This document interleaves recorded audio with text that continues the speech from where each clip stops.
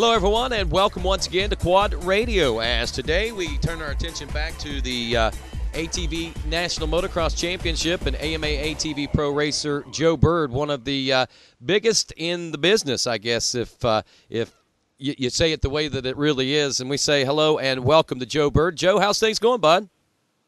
Oh, Buzzy, better couldn't stand it, right? Everything's going pretty good. We're just finalizing the sponsors and getting things built, ready for the new season, and just been in jail pretty hard for the last 4 months and finishing up all my schools for 2011 season. It's 2012 now, so we're gearing up and ready for hopefully a new and exciting year for us. No doubt, man. How many years will this make for you, Joe? Oh, man, you got to tell my age now? Come on, Rodney. No, I'm not talking about that. I think that's something to be proud of, Joe, because, I mean, you know, if you look at this sport, man, I mean, when you started, I imagine that you probably recall a lot of these guys were done by the time they reached their mid-20s, man. And, I mean, you've already exceeded the mid-20 range, and I think that's pretty impressive myself, man, the longevity of it all, the championships and the wins and everything that you're still capable of, man. I think it's awesome. Yeah, I've been doing this a long time. Let's see, probably over 20 years. I don't know, 26 years, I think. Wow. Now, of those 26 years, how long have you been a pro racer? I went pro back in 93, I believe it was, 93, and we did as many nationals as we could. 94, I did the Mickey Thompson Stadium Off-Road Series, which was huge back in the mid-90s, and that's my first full season as a pro, both that series and the national. So I would say 93, 94 was my first actually started getting a paycheck. Wow, that's pretty interesting stuff right there. And that's basically the way you've made your living since. Yeah, you know, we started out back in, you know, late 80s, early 90s just as an amateur, you know, just as a little guy. We were 12, 13 years old racing big bikes because they didn't have the rules back then. The year they made a rule where you had to be 16, I turned 16, so I felt lucky. But anyways, we raced as amateurs for a little while, then we went pro mid-90s.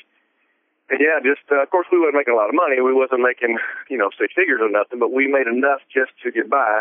And then it just started getting better each year. The manufacturers were out at the time, but all the aftermarket industry was paying good money. You know, your frame companies, your motor companies, your pipe companies, your shop companies and tires, and they would give you enough money to go race, and you sell the bikes, you know, hopefully break even on the bike or whatever you may do. And then it got to be where the factories came back in. And then the rock star money, so to speak, started coming back. You know, everybody's making six figures, and it was really, really good money. And that was a lot easier when the good money came in. So we've been real fortunate since, I guess, like 2003 when the good money started. 2004 it was really good up until, it's no secret now, I guess about 2010 or so, the factories all pulled out and the money went south.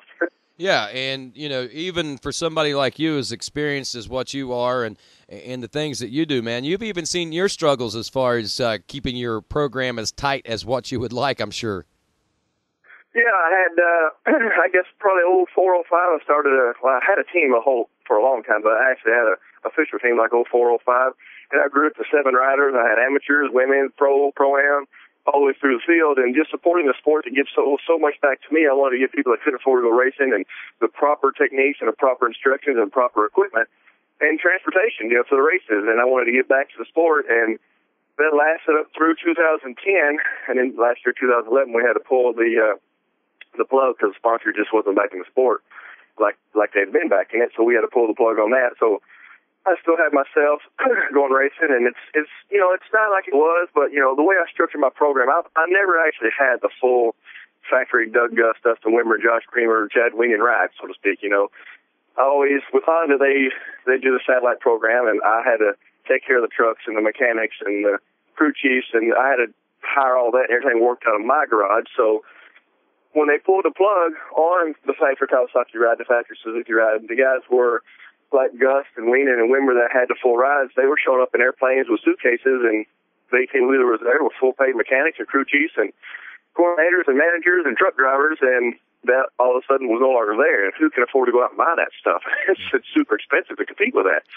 So with us, when the Honda pulled back and all the factories dropped out, we still have the truck and the mechanics and the race shop and everything here. So as long as we can get enough support within the industry like we did, you know, 12 years ago, we can still afford to go racing. And like I said, it's not the rock star money we was making, but it's enough to pay the bills and then take care of things. And then, thank God, the schools have done really well. And this year and 2007, my top 2 profitable schools ever. And in this economy, that's really, really good. And they only missed.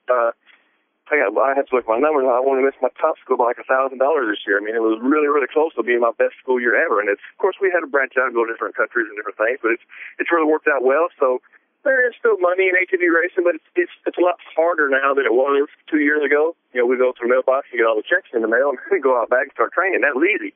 Now you got to hustle a little more and work for it. But it's still there. And with me, I just got to get back on top of the podium. We've had some struggle years and some issues, and don't simply bringing up all that, but we've had a few issues, and we have fixed all those, and, talk's cheap, so we'll see what happens this next year. I'm still healthy, so as good as ever.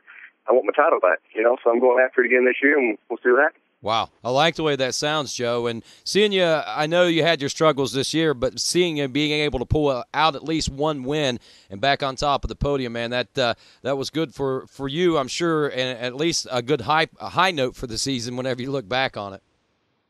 Yeah, it's not like I forgot to ride. I still know how to ride. I still know how to train. And honestly, I trained harder for the 2011 season than ever, even for the seasons that I won.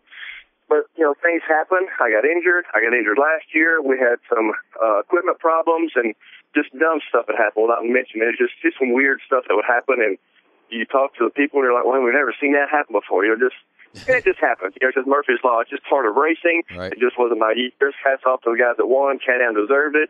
Hey, they won the championship last year. Suzuki, or 2010 Suzuki, they earned it. They did their work. They had good years, and proud of them. Good for it. But it's my time again. I'm ready to come back and do this again. And, I'm not getting any younger. Hopefully I got a few years left in me, and I want another championship. So we'll see what happens. I'm liking what I'm hearing there, Joe, and that's awesome, man. And let's switch back to the school thing, man. I think there's probably a lot of interest. I mean, somebody that's had the longevity in the sport that you have and be able to do the things that you can do and make the money and the living in ATV motocross, I'm sure with your schools that there's a lot of things that you can pass on to these folks. The schools have been really good for me. I started the school in 1993. I had 3 riders. I think it's a few bucks, and it was like 6 hours long. Now I have 4 different types of schools. They're all 2-day schools. Some are private lessons for 5 to 8 days at a time. I go all over the world to schools, and it's really branched out. So it's not just watch me do this. It's pretty in-depth in how we do things. But the schools have been really well, and I've been fortunate to be able to teach a lot of people how to do it a little more properly and what equipment to get and how to train in different aspects of ATV racing, not just how to hit a jump, And it's I'm hoping that it's helped people from getting injured. It's helped people from buying their own products. It's helped people, extend their careers and have a whole family-oriented atmosphere. Hopefully the people have become to enjoy it more, and they stay together longer, as a family. And because they went there, they've enjoyed that whole aspect of ATV racing. It almost, to me, Joe, for a rider, whether you're a youth rider, an amateur rider that's on his way up, or maybe even a plus class rider that just wants to get better, that this program is something that's going to be beneficial for everybody that you've got going on there. Well, you're never too good to learn. I mean, I look at some of the past champions, Dustin Wimmer, and there's several guys that went to my school for, Jeremy Lawson. There's a lot of guys that's, almost half the pro field that went to my riding school. And I think I did a poll last year before last at Loretta Lynn's, and if there was 800 riders there, 600 might have been through my school. So it is very interesting. It's very fun for me to meet all the interesting people that are out there and what they do for a living and how their families gel, and it's broadened my horizons a whole lot, just from a racer to an instructor to Professor Byrd. It's really opened my eyes on a lot of different things. And once you think you're too good to learn, that's when you start going backwards. I'll go out and watch a B rider or a program rider or whatever, and maybe he's got a better line, or maybe his setup's better, maybe his line's working better, or something's nicer about what he's doing than what I'm doing. And when you think you're too good to learn, then you might as well hang it up. There you go, man. I think you're right about that. Now, speaking of learning, when can we learn? What's going on with the Joe Byrd schools? Have we got some schools coming up, say, before the season gets underway or anything? Yeah, I've got a few, private lessons are going year-round. You want to do a private lesson one-on-one with me, give me a call, email, joebyrdschool@hotmail.com, or give me a call, or however you want to do private lessons. They're open year-round. I do have a group lesson coming up in Casa Grande, Arizona. That's in a week and a half. That's January 14th, 15th. Same weekend as the Phoenix Supercross. I did that on purpose so people can go to the Supercross, come to the school, and have a big time. We can, go to do both because it's not too far at all from the Phoenix Supercross. So we got a scout come in and hang out with us and stuff. So it's a whole good weekend for everybody.